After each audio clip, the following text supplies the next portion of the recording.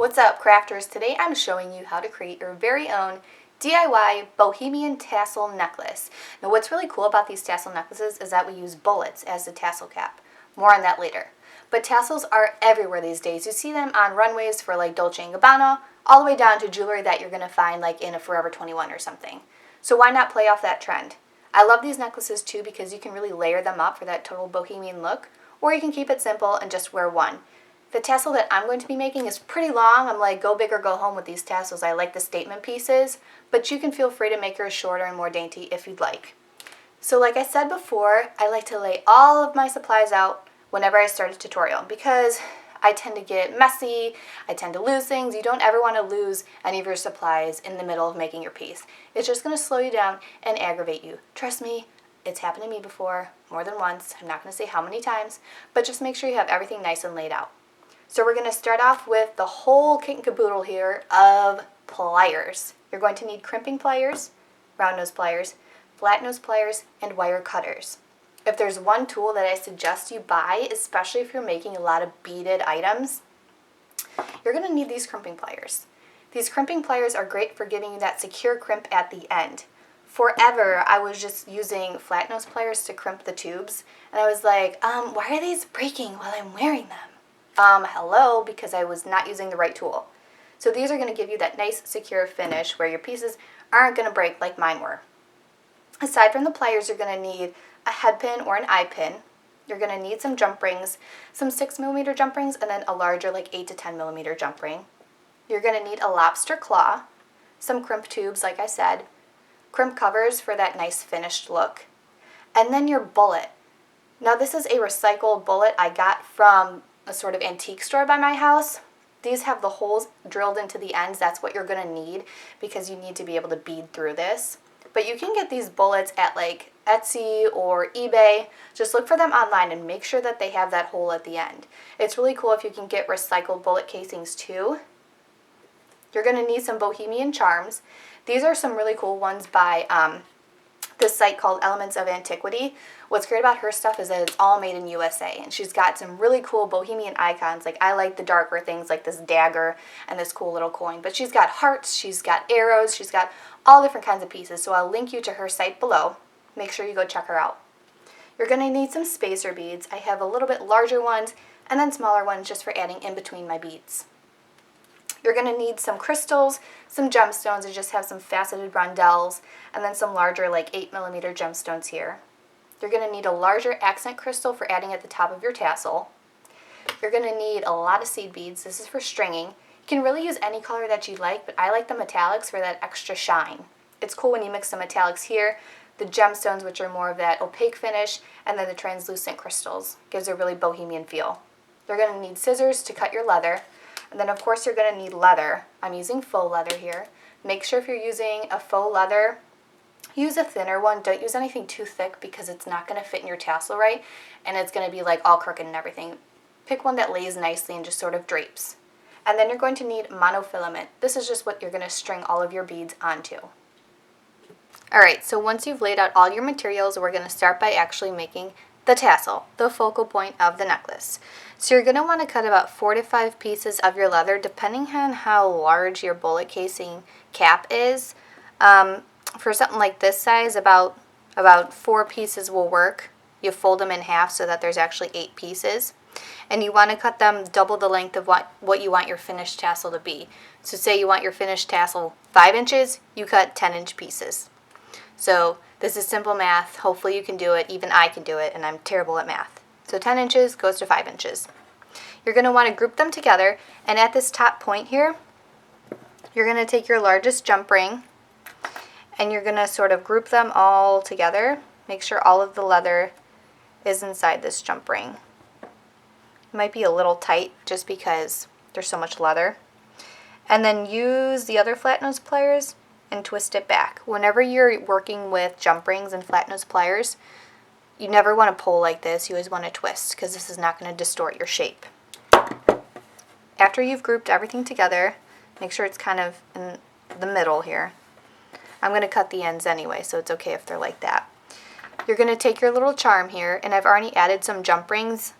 You want to make sure you add a few because it's going to hang inside your tassel cap and you don't want it to be covered up. So add a few so that it adds more length. And then take your flat nose pliers, open the jump ring, and then add it to the larger jump ring and close. So this creates a group of the leather plus your charm in the middle. What you're going to do with your head pin is cut the end off first. I mean, it makes more sense to use an eye pin, but of course I couldn't find an eye pin, so I've got to use a head pin. So I'm going to cut the end off and then twist it into a loop to form an actual eye pin. If you've got an eye pin, please use it. It will save you an extra step. So open it up. Always use these round nose pliers to make loops. And then close it with your flat nose pliers. So it should look something like this. Now you're going to take your bullet cap, actually. You're going to thread that wire through the inside. It's a little tricky. And then be gentle and just push all of your leather inside. Oops. This can get a little tricky, especially if you've got a lot of leather. Make sure your charm is standing out in front. And then just continue to pull it. Make sure you pull it until you can't pull it anymore, because if you leave it kind of loose, there's a chance it's going to pull downwards while you're wearing it and it's going to look saggy and not good. Take your larger focal crystal, just string it on the end here, and then we're going to finish off by creating a wrapped loop. So get your bead nice and tight up against there. Hold it with your round nose pliers, bend it at a 90-degree angle so it's like this. Turn your pliers 90 degrees to face upwards, and then just twist your wire around the pliers and twist it even more onto itself to make that wrapped loop. Sometimes I take my other pair of pliers, if I can get them, and just twist it even more to make it tighter. Cut off any excess with your wire cutters. It's just a little bit of excess, so I'm just going to clip that off really quick. And then I'm going to bend the excess downward, flush to the loop, so it looks nice and finished. So something just like this. The ends are a little bit wonky, so you can take your scissors and cut on the bias to just give it a more finished look, and make sure that they're all sort of the same length. So after I cut this and clean it up a little bit, I'll meet you back here and we can start stringing. So I went ahead and sort of cleaned up those edges on my leather, so now it looks like a nice, neat tassel. All you have left to do is really just string your necklace. So you're going to cut about 22 inches of monofilament. This is going to be hard to see because it's obviously transparent. You can make the monofilament a bit longer if you'd like, or shorter depending on the length of your tassel. The longer the tassel, I'd say the longer the monofilament. So you're just going to string the tassel right onto the middle of your strand here. I always like to work from beading the middle and then outwards instead of trying to bead on one side and then start with the other side. It just lets you control the types of beads and the length of your necklace more if you start at the middle. So just go ahead and alternate crystals, metal spacers, and gemstones. There's really no right or wrong way. I like to do sort of these more ornate style beads for probably the first 4 inches of the necklace off the tassel. If you decide you want sort of a more ornate look, you can continue stringing these types of beads all the way up the strand, but I'm going to start off with about 4 inches on each side, and then to finish off, I'm just going to finish off with seed beads just for a bit of a cleaner look. So like I said, alternate metal spacers, crystals, stones, really give it the look that you like. I'm going to go ahead and keep beading my strand here, and then I'll meet you back at the end so that I can show you how we're going to finish off the necklace. Alright, so we're almost finished. The only thing we have left to do is actually just crimp off these ends here. So after you've strung all your beads on and making sure that each strand is perfectly even, you're going to take one side, let me do this side, you're going to string on your crimp bead, string on a jump ring, and then string back through the crimp bead. Make sure you have at least an inch on this one side, the open side. This side it's okay if you have extra string because we're going to use the other side and pull it tight. So put your crimp right up against that jump ring there. Use these crimping pliers. Set the crimp tube in that notch closest to your thumb. Squeeze down, it's going to create a little U shape. And then just squeeze once more with sort of the tip. And this crimps it closed, makes it nice and secure. With this excess here, just take your wire cutters and trim it off. With this other side, pull it tight. See how that gets rid of the excess string on this side? Just do the same to finish off your other side. Crimp bead, jump ring, string it back through, but this time pull it all the way up towards those beads. Don't make it super, super tight because when we add the crimp beads, you're going to need a little bit of space. So keep it like somewhat loose and just crimp this side shut.